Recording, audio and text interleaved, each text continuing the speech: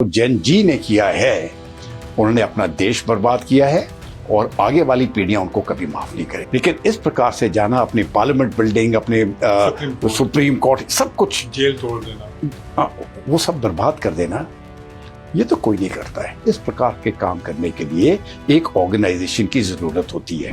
लंका, उसके बाद बांग्लादेश और अब नेपाल में जो कुछ भी हो रहा है लोकतंत्र के नाम पर, वहां पर काफी कुछ हंगामे हो रहे हैं और सरकारें बदल दी गई इन तीनों ही देशों में। इस वक्त हमारे साथ हैं साउथ एशियन और फॉरेन मामलों के एक्सपर्ट ध्रुव कटोच जी। हम उनसे समझना चाहेंगे। सर, भारत एक्सप्रेस में आपका स्वागत है। ये जो लगातार एक के बाद एक घटनाक्रम हुए हैं पिछले 5 सालों में, अगर देखें तो हम अफगानिस्तान चले जाएं तो वहां पर भी होता है एक तरह से इसी तरह का घटनाक्रम। पाकिस्तान में भी कमोबेश कुछ इसी तरह की हरकत होकर के सेना ताकत में आती, फिर अपने हिसाब से सरकार बनाती है, और उसके बाद फिर श्रीलंका, बांग्लादेश और नेपाल। ये क्या रीजनल पैटर्न बन गया है क्या, अगर कहें तो साउथ एशिया का? नहीं, देखिए, जब हम अपना रीजन की बात करते हैं जी, तो जो अफगानिस्तान में हुआ उसकी बात ये लग है, क्योंकि उधर की जो इंसर्जेंसी थी और उधर से जो प्रॉब्लम है वो बहुत सालों से चल रहे थे, वो डेकेड्स पुराने हैं। और उनका तब हुआ जब सोवियत यूनियन वहां पर अंदर घुस गया था उस समय पर, और वहां पर उसके बाद फिर लड़ाई वगैरह हुई और वो चलती रही। फिर रूस को हटना पड़ा, अमेरिकन आ गए, इंसर्जेंसी बढ़ गई, टेररिज्म बढ़ गया, अमेरिकन आए, उसके बाद वो भी चले गए, तो उसकी कहानी अलग है। जहां तक पाकिस्तान की बात है, पाकिस्तान तो हमेशा से इनस्टेबल ही रहा है और वहां पर कंट्रोल जो है वो मिलिट्री का ही था। एक बार जब इमरान खान जब प्रधानमंत्री बने और उन्होंने कोशिश की कि वो कंट्रोल जो है वो अपने हाथ में ले ले, तो फिर उनको पता लगा कि वो उस प्रकार का काम करना बहुत मुश्किल है और उनको भी हटना पड़ा। इमरान खान हट के ये नहीं हटे। उससे पहले नवाज शरीफ ने भी कोशिश की थी, भुट्टो ने भी कोशिश की थी। तो ये कोशिश प्रधानमंत्री जो है, जो जहां तक पाकिस्तान की बात है, जो उनके पॉलिटिशियंस हैं, उन्होंने कोशिश करते रहे, लेकिन अब उनको समझ में आ गई है कि सफल नहीं होगी। पावर जो है वो फौज के हाथ में है। और फौज ने क्या किया है, जहां तक पाकिस्तान की बात करते हैं, उन्होंने अपने रिश्ते अमेरिका के साथ बहुत अच्छे बनाए हैं, और जो भी अमेरिका चाहता है वो उनकी फौज करने के लिए तैयार है।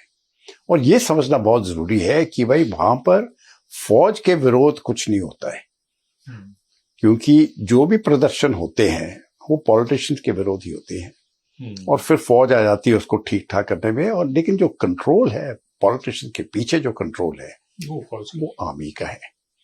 और जिस प्रकार से उनकी विदेश नीति चलती है वो अमेरिका चलाता है, क्योंकि जो अमेरिका उनको बोलता है करने के लिए वो ही करते हैं। अभी आपने देखा होगा कि हाल ही में जब हम पाकिस्तान की बात करते हैं तो अमेरिका को जब जरूरत पड़ी ईरान के साथ जंग करने की, इजराइल और ईरान का जंग तो हो ही रहा था, जब अमेरिका को जरूरत पड़ी तो उनकी सोच में ये आया कि हमको पाकिस्तान की एयर स्पेस और जमीन की जरूरत पड़ेगी। और देखिए किस प्रकार से उन्होंने एकदम फिर से उससे दोस्ती कर ली, पूरा इस्तेमाल किया। तो ये पाकिस्तान की फौज जो है वो इस्तेमाल के लिए है, और अमेरिका जब भी वो चाहता है उसका फायदा उठाता है, और जब नहीं चाहता वो नहीं करता है। और उनका लीवरेज ये है कि पाकिस्तान के बड़े बड़े पॉलिटिशियंस जो हैं, मिलिट्री पर्सनल जो हैं, जजेस जो हैं, उनके रिश्तेदार, फैमिली मेंबर्स सब अमेरिका में है। कईयों ने वहां पर सिटीजनशिप ली है, तो वो अमेरिका उनका लीवरेज रखता है और उनकी फॉरेन पॉलिसी कुछ हद तक वो कंट्रोल कर सकता है, जिस प्रकार से भी वो चाहे। ये तो वहां पर तो डिस्टर्बेंस होनी थी। अभी हम श्रीलंका की बात लेते हैं। देखिए, श्रीलंका में इस प्रकार का प्रदर्शन होना नहीं था, लेकिन उनकी इकोनॉमी बिल्कुल टूट चुकी थी। और जब इकोनॉमी उस प्रकार की टूट गई, और वो वहां पर जो श्रीलंका ने जो गलती की थी, वो इतना ज्यादा लोन उन्होंने चीन से लिया था, और वो भी अनप्रोडक्टिव यूज के लिए।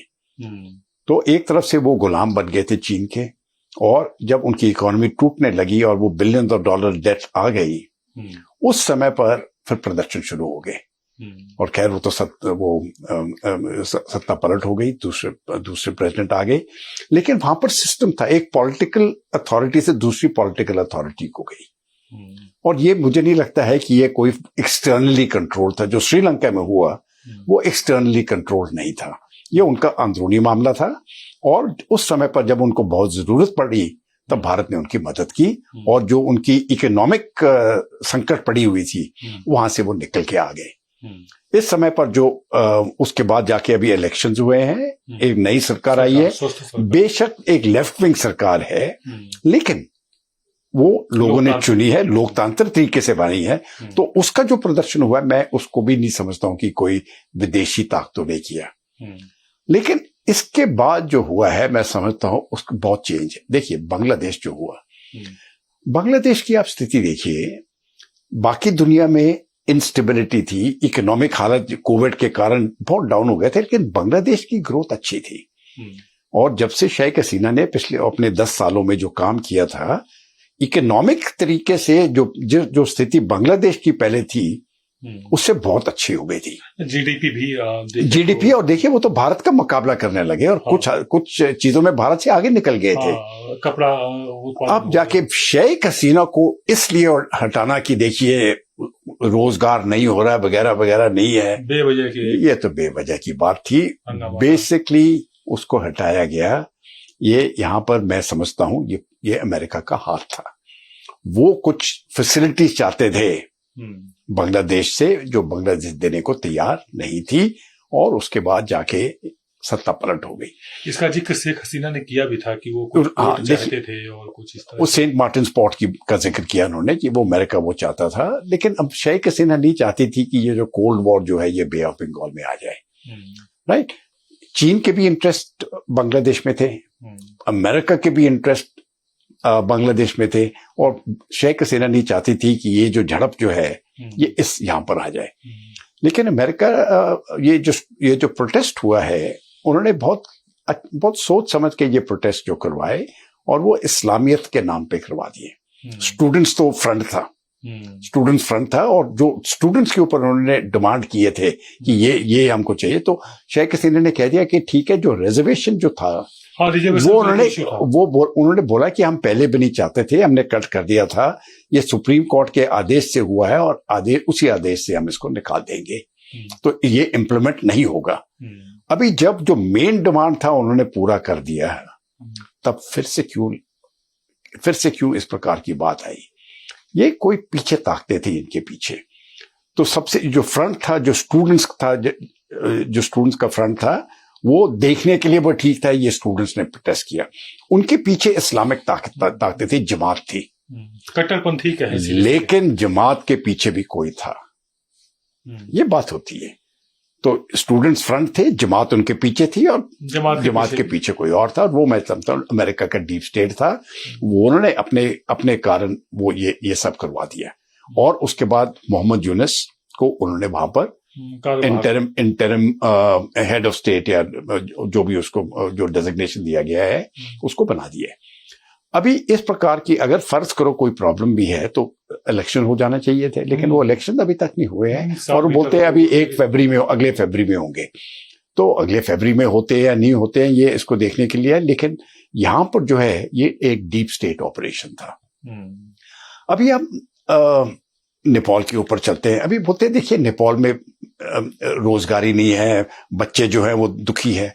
आप मुझे बताइए दुनिया में कौन सी जगह है जहां बच्चे दुखी नहीं है? और नेपाल में तो शुरू से ही चला आ रहा है। तो अगर यही दुख की ही बात है, तो पाकिस्तान में तो बहुत पहले इस प्रकार के डिस्टर्बेंस होने चाहिए थे। वहां पर तो उससे डबल बेरोजगारी है, कीमतें ऊपर चढ़ती जा रही है, लेकिन वहां पर कुछ नहीं हो रहा है क्योंकि फौज वहां पर है, और फौज अमेरिका के छाए में है। ठीक है, तो ये नेपाल में जो हुआ है, नाम उन्होंने लगा दिया जनजी का, जनरेशन जी, जनजी जिसको बोलते हैं, उनका नाम लगा दिया है। लेकिन जो जनजी ने किया है, उन्होंने अपना देश बर्बाद किया है, और आगे वाली पीढ़ियां उनको कभी माफ नहीं करेगी। कौन सा देश है, कौन से युवक हैं जो अपने ही देश को चलाने को तैयार है? मैं मानता हूं अगर वो प्रदर्शन करते और बोलते सरकार गिर जाए, वो जायज पॉलिटिकल प्रोटेस्ट था, लेकिन इस प्रकार से जाना, अपनी पार्लियामेंट बिल्डिंग, अपने सुप्रीम कोर्ट, सब कुछ जेल तोड़ देना, वो सब बर्बाद कर देना, ये तो कोई नहीं करता है। फर्ज करो अगर मुझे अपने घर में कोई तकलीफ है, मैं युवक हूं, क्या मैं अपने माता पिता को मार दूं? क्या मैं अपने चाचा भतीजा जो भी है उन सबको मार दूं? क्या मैं अपना ही घर जला दूं क्योंकि मैं दुखी हूं? तो जब आपने अपना ही घर जला दिया तो आप किसके घर पे रहोगे? ये जो इन्होंने कार्रवाई की है अपने घर के विरुद्ध, उस या तो उन्होंने की है या कोई और पार्टी थी जिनके बारे में ये यंग बच्चे जो है ये जानते नहीं है, ये जानते भी नहीं है, तो ये अपना प्रदर्शन कर रहे थे, वो लोग बीच में घुस गए और उन्होंने जाके एक ऑर्गेनाइज तरीके से ये जलाना शुरू कर दिया। क्योंकि एक बात मैं आपको बताता हूं, इस प्रकार के काम करने के लिए एक ऑर्गेनाइजेशन की जरूरत होती है। मैं आपको 100-1000 युवक इस समय पर अगर मैं दिल्ली में ले आऊं और उनको बोलो जाओ जलाओ, वो कहां जाएंगे?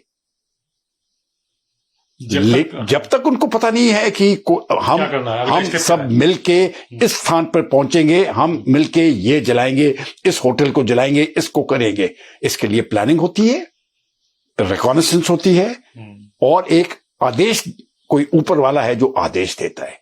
यहां पर वो जो लोग थे, अगर ये जो यंग बच्चे हैं ये बोलते कि हम नहीं थे इसमें, और वो अभी कह भी रहे हैं कि ये जो लूटमार हो रहा है और ये जो देश को जलाया गया है, उनके इंस्टीट्यूशन को जलाया गया है, वो कहते हैं कि हमने इसमें हिस्सा नहीं लिया, तो उस जिम्मेवारी फिर भी उनको लेना पड़ेगी क्योंकि वो लोग जिन्होंने जलाया उनके नाम पर हुआ है। तो या तो उनको आंदोलन बंद कर देना चाहिए था, बोलता ये हम नहीं है, लेकिन उन्होंने नहीं किया। अभी तक भी उन्होंने वो उस प्रकार का आंदोलन बंद नहीं किया है और वो कहते हैं कि हम नई सरकार चलाएंगे। उनके पास कोई काबिलियत नहीं है नई सरकार चलाने की, कोई एक्सपीरियंस नहीं है, कोई काबिलियत नहीं है, और वो कहते हैं कि ठीक है हम इसको बुलाएंगे। ऐसे थोड़ी चलती है सरकार। उन्होंने डेमोक्रेसी का खात्मा किया है, उन्होंने अपने देश को जलाया है और मैं समझता हूं आगे वाली पीढ़ियां इनको कभी माफ नहीं करेंगी। सर, आपने एक शब्द कहा कि डेमोक्रेसी को उन्होंने जलाया है, तो इस तरह से तो लोकतांत्रिक जो स्थिरता है वही खतरे में पड़ी जा रही है, जो भी हमारे पड़ोसी राष्ट्र हैं उनको लेकर। देखिए, ये नेपाल का जो प्रॉब्लम जो चल रहा है, मुझे लगता है यहाँ पर फिर से अमेरिका का हाथ, मैं इसलिए बोल रहा हूँ क्योंकि नेपाल जो है वो चीन के साथ बहुत क्लोज हो चुका था। ये प्रधानमंत्री ओली जो बने थे, जो भूतपूर्व, अभी तो खैर उन्होंने इस्तीफा दे दी है, वो एक वैसे ही कम्युनिस्ट थे, और उससे पहले जो दूसरे कम्युनिस्ट लीडर है प्रचंडा, वो भी कम्युनिस्ट थे। और ये दोनों जो हैं, ये जब उन्होंने जो कम्युनिस्ट जो मूवमेंट चली थी पहले, जब राजघराने को हटा दिया गया था, तो ये आगे थे। और ये इन्होंने जो इंसर्जेंसी चलाई थी, पूरे जंगलों में जाके अपने जो ट्रेनिंग वगैरह ली, और उसके बाद उन्होंने अपना ऑपरेशन शुरू किया, तो उनको जाना पड़ा और उसके बाद नई सरकार बन गई। यहां तक मैं समझता हूं जायज है। अब जाके ये जो है ये चीन के साथ बहुत क्लोज हो गए। अब चीन के साथ बहुत क्लोज हो गया, इतनी क्लोज हो गई कि कुछ दिन पहले ही तियानजिन में जब ये जब मिलिट्री परेड भी हुई है, चीन ने करवाई, तब प्रधानमंत्री ओली उधर गए थे। प्रेसिडेंट शी जिनपिंग के साथ उनकी फोटोज है। और ये जो करीबी जो थी, ये अभी कुछ दिन ही पहले वापस आए, और उस दौरान में ये करीबी मुझे नहीं लगता है कि अमेरिका को अच्छी लगी। और ये डिस्टर्बेंस जो है एक कारण वो मैं समझता हूं कि यहाँ पर इनको हटाना, ये डीप स्टेट का काम है कि इनको हटाना है। यहाँ पर पहली बार है कि जब नेपाल में इस प्रकार के, काठमांडू में इस प्रकार के प्रदर्शन हो रहे हैं। इससे पहले कई बार जब प्रदर्शन होते थे, लोग बोलते थे ये भारत करवा रहा है। उनके भूख होती थी, बोलते यार हमको राशन नहीं मिल रहा है, भारत की गलती है। अर्थक्वेक आता था, बोलते भारत की गलती है। बाढ़ आता है, भारत की गलती है। कुछ भी हो जाए वो भारत के ऊपर ही निशाना लगाते थे। लेकिन पहली बार इस बार भारत का नाम कहीं नहीं आया है। यहां पर भारत का कोई हाथ नहीं है, ये इनका अंदरूनी मामला है। और ये जो उन्होंने किया है, किसी भी कारण जो किया हो, किसी के इशारे में क्यों किया हो, ये मैं समझता हूं बहुत गलत है। मैं प्राइम मिनिस्टर ओली क्या सपोर्टर नहीं हूं। मैं समझता हूं वो भारत के लिए, भारत के हित में नहीं थे। लेकिन जिस प्रकार से उनको हटाया गया, मैं समझता हूं ये गलत है, ये डेमोक्रेसी के विरोध है, और ये नेपाल के लोगों के लिए ये आगे हानि पहुंचाएगा। बिल्कुल। हम इस बात को आप जो कह रहे हैं कि पूर्व प्रधानमंत्रियों को मारा गया, उनकी पत्नियों को मारा गया, एक की पत्नी को जला के मारा गया, पूर्व प्रधानमंत्री एक उनके घर में डेड बॉडी मिल रही है, बेटी के घर में। तो इस तरह से जो उपद्रव हुआ, एक तरह से नंगा नाच कहें, ये बड़ा घातक हुआ। अब हम आपसे ये समझना चाहेंगे सर कि इसको लेकर के भारत और नेपाल के रिश्तों पर क्या कुछ असर पड़ने वाला है, क्या कुछ भविष्य होगा?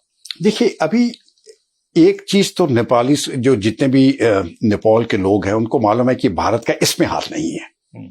ना तो हमने एक पक्ष में है, ना तो हम दूसरे पक्ष में है, क्योंकि ये इनका इंटरनल जो प्रॉब्लम है वो है, और भटकाया गया इनको, और भटकाने वाला भारत नहीं है। क्योंकि जो नेपाल में हुआ है ये भारत के हित में नहीं है, ये मैं साफ कह देना चाहता हूं। ये हमारे हित में, हम चाहते हैं नेपाल एक स्ट्रॉन्ग पीसफुल नेबर हो जो इकोनॉमिकली भी तरक्की करे। अभी अगर उनकी पॉलिटिकल लीडरशिप जो राजा को हटाने के बाद मुनाकी जब हट गई, और इतने 15-20 साल हो गए अभी ये पॉलिटिकल लीडर्स चला रहे हैं, अगर वो नहीं चलाते तो इसमें भारत की कोई गलती नहीं है। सब जो भी नेपाल को बड़ा बनाना है वो ही बनाएंगे, हम नहीं बनाएंगे। ये हम पूरी मदद कर सकते हैं लेकिन बनाएंगे तो वो ही। अभी उनकी इस समय पर उस प्रकार की पॉलिटिकल लीडरशिप उठी नहीं है, तो अब जाके कोई भी लीडरशिप नहीं है। अभी तो जो खराब लीडरशिप थी वो खराब लीडरशिप भी एक जीरो लीडरशिप से अच्छी है कि कम से कम कोई सेम्बलेंस तो है, कोई है जो रूल ऑफ लॉ आगे कर सके। अभी वो भी नहीं है, तो वो इंस्टीट्यूशन उनको फिर से क्रिएट करना पड़ेंगे। और मैं समझता हूं कि कुछ समय के लिए भारत और नेपाल के रिश्ते खराब नहीं होंगे, लेकिन इस स्थिति को सुधारने के लिए मैं समझता हूँ काफी समय लगेगा।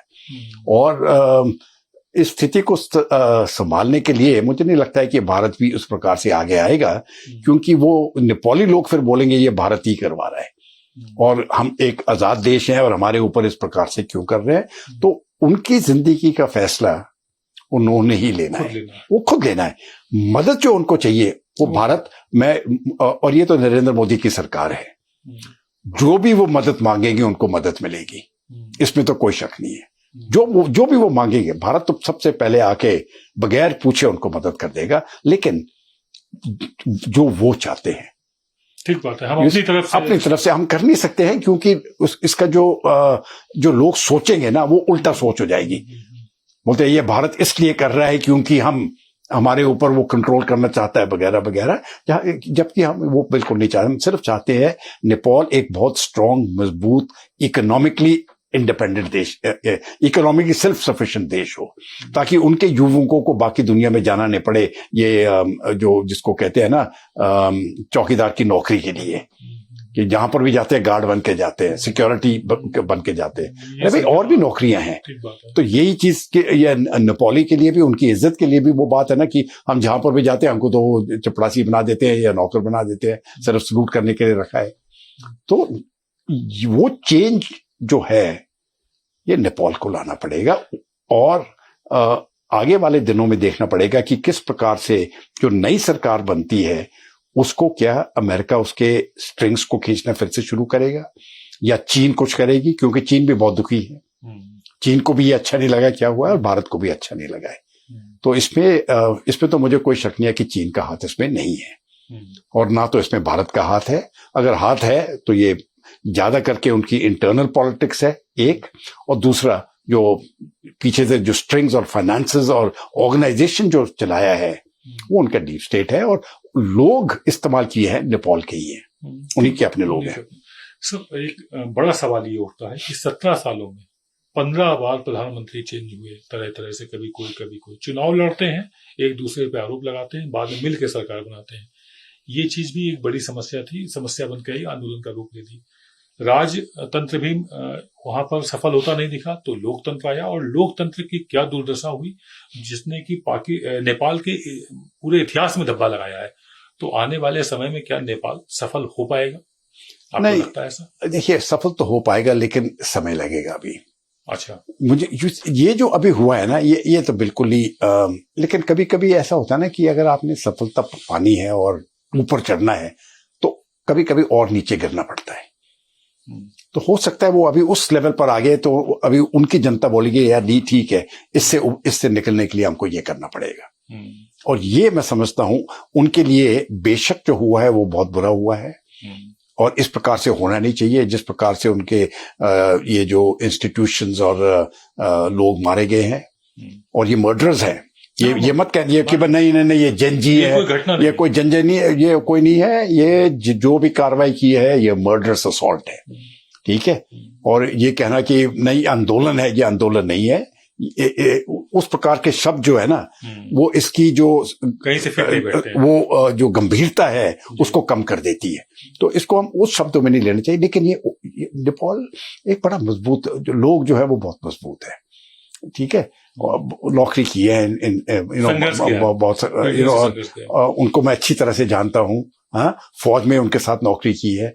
और ये बहुत जो जब लोग कहते हैं ना ये बहुत अच्छे लोग हैं नेपाली जो है ना, बिल्कुल विश्वास कर सकते हैं और जहां तक भोलापन है और ईमानदार बहुत है, राइट। तो इनको सिर्फ एक अच्छी लीडरशिप की जरूरत है और पॉलिटिकल लीडरशिप की जरूरत है। जिस प्रकार से इनकी पॉलिटिक्स चल रही है और आपने बताया 17-18 प्रधानमंत्री हो चुके हैं, देखिए मुझे लगता है जिस प्रकार से उन्होंने अपना कॉन्स्टिट्यूशन बनाया, प्रॉब्लम उसके अंदर ही है, उसमें फंस के रह गए।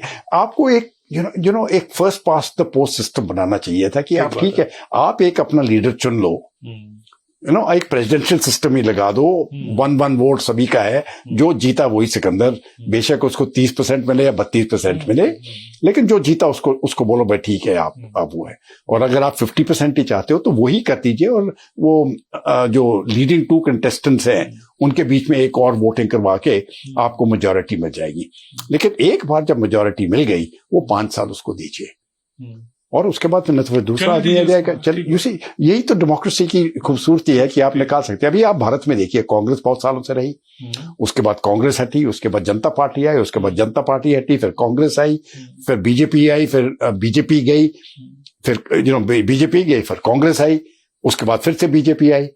देखिए कभी ना कभी बीजेपी को भी जाना पड़ेगा, फिर कोई और पार्टी आ जाएगी, फिर बीजेपी आ जाएगी। ये है डेमोक्रेसी। ये जो चेंज जो है, सरकारें चेंज हो रही है पीसफुल तरीके से और एक तरफ से ये चेक भी करती है पॉलिटिक्स को कि ठीक है अगर हम अच्छा काम नहीं करेंगे तो जनता जाता है। तो अभी देखिए 5 साल 2014 में जब बीजेपी आई उनका काम लोगों को पसंद आया, 2019 में उतनी मेजॉरिटी आ गई, उसके बाद 224 में फिर से जीत गए। अगर यही उसी प्रकार से तरक्की करते रहे 2029 में भी जीत जाएंगे। लेकिन जैसे ही उनका वो लगेगा कि नहीं कर रहे हैं फिर दूसरी पार्टी आ जाएगी। ये है डेमोक्रेसी का मतलब। अगर ये डेमोक्रेसी का मतलब समझ लेना और अपना इंतजार करें लोग कि ठीक है जब तक ये अच्छे कर रहा है हम भी स्ट्रॉन्ग ऑपोजिशन रहेंगे, तो वो नेपाल में हुआ नहीं है। और नेपाल में सभी चाहते हैं कि भाई एकदम ही जाके हम प्रधानमंत्री बन जाए और अपना घर बन जाए। मुझे लगता है वो सोच में बदली करने की जरूरत है कि बड़ी सोच होना चाहिए कि मैं प्रधानमंत्री बन जाऊं, मैं नेपाल को बनाऊं। ठीक बात। और एक बार वो सोच हो जाए ना, जैसे कि अभी अगर आप देखो नरेंद्र मोदी जी की जब सोच है, ये हमेशा जो सोच जो थी जब वो गुजरात के चीफ मिनिस्टर थे, तो गुजरात कैसे बना, भारत के प्रधानमंत्री ने भारत को कैसे बनाया। आपने देखा होगा किस प्रकार से प्रधानमंत्री ने भारत को जो उसकी छवि है, जो उसकी इज्जत है, पूरी दुनिया में बढ़ा दी। योगा जिसको हम कोई नहीं करता था, भारत में ही नहीं करता था, ठीक बात है, वो पूरी दुनिया कर रही है। आयुर्वेदा की बात अभी हो रही है, ठीक है, संस्कृति की बात अभी हो रही है। और जो मेरे रिश्तेदार हैं जो विदेश में रहते हैं वो इस समय पर कह रहे हैं कि जहां पर भी जाते हैं लोग हमसे मिलते हैं, बोलते हैं ओ यू आर फ्रॉम इंडिया, इतने खुश होते हैं। वो चेंज कैसे हुआ है? क्योंकि आपने देश बनाया है। नेपाल भी वैसे बन सकता है। एक लीडरशिप की जरूरत है, पॉलिटिकल लीडरशिप की जरूरत है। बाकी वो बोलते हैं ना कि हमारे पास कोई साधन नहीं है। देखिए पहाड़ी इलाका है, इसका मतलब थोड़ी है कि कोई साधन बन जाएंगे। ठीक बात है। लीडरशिप चाहिए आपको जो देश के लिए देश को आगे बढ़ा सके। और तो नेपाल बन सकता है। क्या उनके पास लीडरशिप आएगी? क्वेश्चन मार्क सिर्फ उधर है। उनके पास लोग हैं, उनकी युविकाएं हैं, उनके युवक हैं, सब, उसमें कोई टेंशन नहीं है, कोई प्रॉब्लम नहीं है। मुझे लगता है पॉलिटिकल लीडरशिप प्रॉब्लम है। लेकिन सर एक बड़ा चैलेंज सामने आया है, रीजनल सिक्योरिटी चैलेंज हम कह सकते हैं उसको, जो चाइना के लिए भी है और भारत के लिए भी है। भारत के लिए डबल इसलिए है कि बांग्लादेश भी तख्ता पलट हो गया और कहीं ना कहीं वो भी भारत विरोधी ही स्वर निकाल रहे हैं। तो ऐसे में भारत के सामने जो चैलेंजेस हैं उनसे कैसे निपटा जाएगा? नहीं, देखिए, जहां तक भारत की चैलेंजेस हैं, एक बात मैं जहां पर भी मैं बातचीत करता हूं, मैं ये कहता हूं कि एक चीज सब भारतीयों को समझ लेना चाहिए, जैसे ही आप स्ट्रांग होते जा रहे हैं, दुनिया आपको नीचे गिराने की कोशिश करेगी। कोई भी देश नहीं है जो भारत को स्ट्रांग और मजबूत देखना चाहता है, क्योंकि एक स्ट्रांग मजबूत भारत उनके लिए कॉम्पिटिटर है।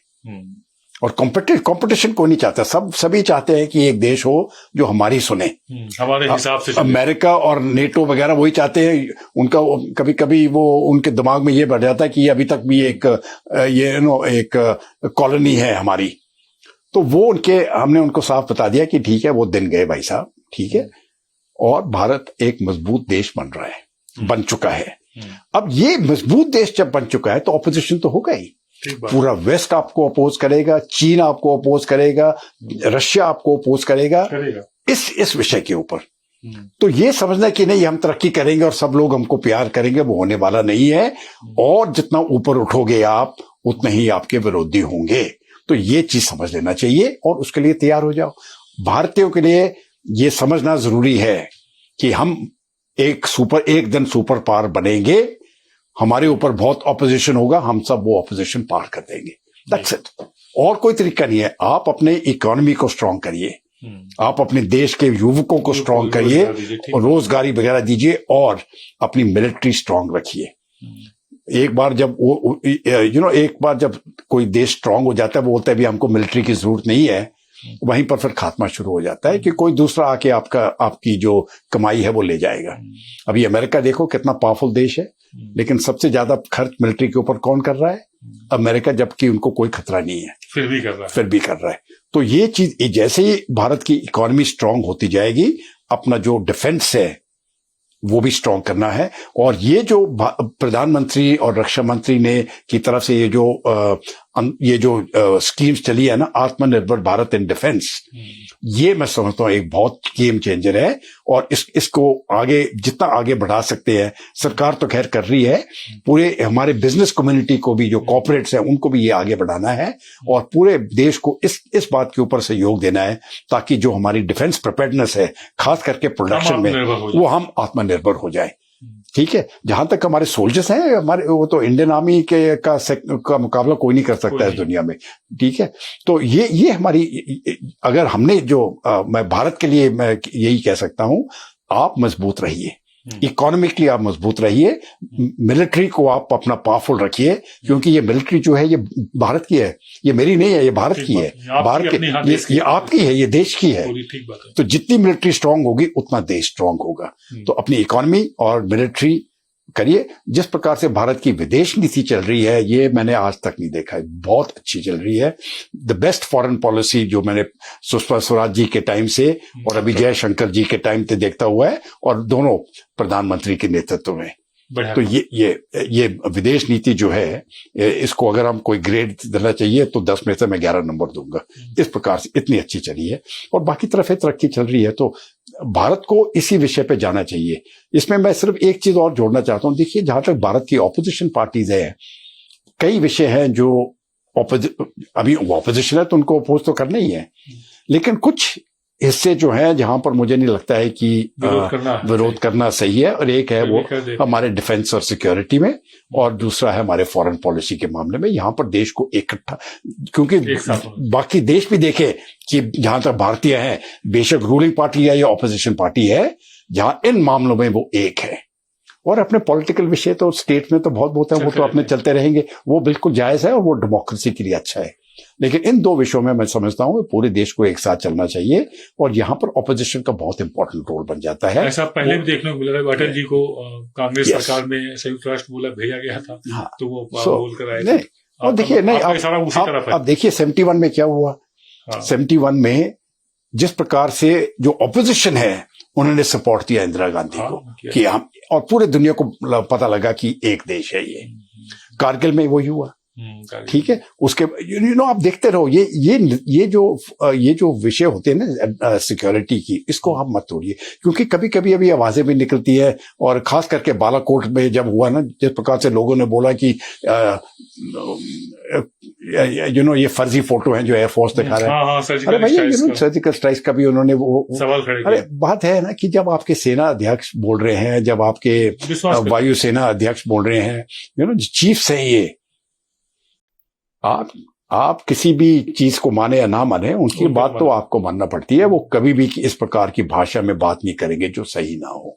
बहुत सोच समझ के बोलते हैं। और मैं फौजी होकर मैं ये बताना चाहता हूँ कि अगर कोई मुझे बोले कि इस प्रकार से बोल दो, मैं कह नहीं, क्योंकि ये मेरा भी रेपुटेशन है, मेरी फौज का रेपुटेशन है ना। ठीक बात है। तो हम तो कभी उस प्रकार का सवाल नहीं देते। तो हमारे ऊपर अगर अपने लोग शक मार देंगे तो फिर जवान जब लड़ता है बॉर्डर के ऊपर, वो उसके दिल में भी वो थोड़ा सा आ जाता है, मैं लड़ किसके ले रहा हूँ।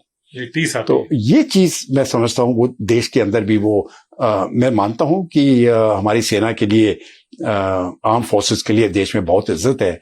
लेकिन वो जहां तक ये पॉलिटिकल पार्टी थे, यहाँ पर उनको भी मुझे लगता है इन विषयों के ऊपर इनको पॉलिटिकल इश्यूज ना बनाएं। सिर्फ ये है, राष्ट्र हित के ऊपर ही चले रहे। और पॉलिटिकल इश्यूज बहुत है यहाँ पर। आप एक अनएम्प्लॉयमेंट को ले लें, भारत एक डेवलपिंग कंट्री है। एक डेवलपिंग कंट्री में 100 चीजें होती हैं। आप कितना भी ठीक करो, कुछ ना कुछ तो रह जाता है। तो आपके पास विषय है, तो ऑपोजिशन को भी मैं समझता हूँ बहुत जिम्मेवारी के साथ अपना वो लड़ना चाहिए। जहां तक सरकार है, मैं समझता हूँ, जो मैंने अपने देखा है अभी पिछले 10 सालों से, सरकार बिल्कुल सही रास्ते पे, जो देश के हित में जो काम है ना, वो बहुत तेजी से वो कर रही है। और वहां पर भी जहां पर भी कोई कमी पेशी होती है, जैसे उनको नोटिस के पर लाया जाता है, वो उसके ऊपर ध्यान देके उसको ठीक करने की कोशिश करती है। तो ये चैलेंजेस तो भारत में रहेंगे और आगे और भी बढ़ेंगे, ये मेरा कहने का मतलब है। सर, आखिरी सवाल आपसे, जियो पॉलिटिक्स के हिसाब से अगर हम देखें तो अगले 10 सालों की हम बात करें, बहुत आगे नहीं जाते हैं, तो उसमें क्या कुछ दिशा और दशा रहने वाली है, खासतौर से साउथ एशियन कंट्रीज की बात करें तो? देखिए, अगर आप अगले 10 सालों में देखें तो ये वर्ल्ड ऑर्डर चेंज हो जाएगा। अच्छा, ये अभी तो अमेरिकन डोमिनेटेड वर्ल्ड ऑर्डर है, डॉलर के साथ डीलिंग होती है। और एक तरफ से जो यूनिपोलर वर्ल्ड बना था, बायपोलर वर्ल्ड से जब सोवियत यूनियन टूट चुका था, अब ये मल्टीपोलर वर्ल्ड बनेगा। अच्छा। और इसका कारण ये नहीं है कि अमेरिका गिर रहा है। इसका कारण ये है कि 2 देश खड़े हुए हैं। एक चीन खड़ा हुआ है और एक भारत खड़ा हुआ है। और अब ये चीन तो खैर उन्होंने पहले ही तरक्की कर ली थी, लेकिन भारत अभी उसी रास्ते पे चल रहा है। अब जब ये आप भारत को और चीन को डिक्टेट नहीं कर सकते। मैं समझता हूं हमारे चीन के साथ डिफरेंसेस हैं, लेकिन मैं जियोपॉलिटिकल तरीके से ये बता रहा हूं कि क्योंकि अभी ये देश, और जैसे ही भारत और चीन और मजबूत होते जाएंगे, तो जिस प्रकार से पुराने रूल्स बने थे, उनमें अभी नए रूल्स जो बनेंगे, भारत और चीन को भी शामिल करना पड़ेगा। तो जब नए रूल्स बनेंगे, और अमेरिका होगा, रूस होगा, चीन होगा और भारत होगा, और भारत भी होगा, और तब जाके हम रूल्स बनाएंगे। ये नया एक मल्टीलैटरल सिस्टम जो है, वो मुझे लगता है ये आने वाला है। और ये अभी मुझे लगता है अगले 5 सालों में जो शक्ल होगी, वो दिखने में आ जाएगी। और 10 सालों में मुझे लगता है ये चेंज हो जाएगा। इस समय पर वो चेंज जो है, और ये जो डिस्टर्बेंस जो हो रही है, ये अमेरिका अपनी कोशिश कर रहा है अपनी यूनिपोलैरिटी को बनाने के लिए। वो तो करेगा ही, हर एक देश करेगा, स्वाभाविक, ठीक है। तो अब अपने लिए वो अमेरिका कर रहा है, चीन अपने लिए कर रहा है, लेकिन अभी उनको जगह देना पड़ेगी। तो ये जो चेंजिंग वर्ल्ड ऑर्डर है, मल्टीपोलैरिटी के ऊपर जा रहा है, मैं इसको इस प्रकार से देखता हूँ। धन्यवाद सर, भारत एक्सप्रेस में आपसे बात करने के लिए, इतना समय देने के लिए। एक बात ध्रुव कटुक सर ने बहुत क्लियर की हुई है कि भारत अपने पड़ोसियों को सशक्त देखना चाहता है, उन्नतशील देखना चाहता है, विकासशील देखना चाहता है, कि वो भी आगे बढ़े, और बराबर से उसमें कहीं कोई ये नहीं चाहता कि पड़ोसी हैं तो दबकर रहें। उनको हमेशा आगे बढ़ाने का काम किया। इसका उदाहरण सर ने बताया श्रीलंका है। जब वो आर्थिक रूप से जूझ रहे थे, वो श्रीलंका हो चाहे मालदीव हो, जिन्होंने भारत विरोधी स्वर उठाए थे, उसके बाद भी भारत ने बड़प्पन दिखाते हुए उनको आगे बढ़ाने के लिए जो सहयोग बन पड़ा, वो सहयोग किया है। आने वाले समय में जियो पॉलिटिक्स में भारत को नजरअंदाज करना पूरे विश्व के किसी भी ताकतवर देश के बस की बात नहीं रहने वाली है। कैमरा पर्सन आलोक सक्सेना के साथ आदित्य द्विवेदी, भारत एक्सप्रेस, दिल्ली।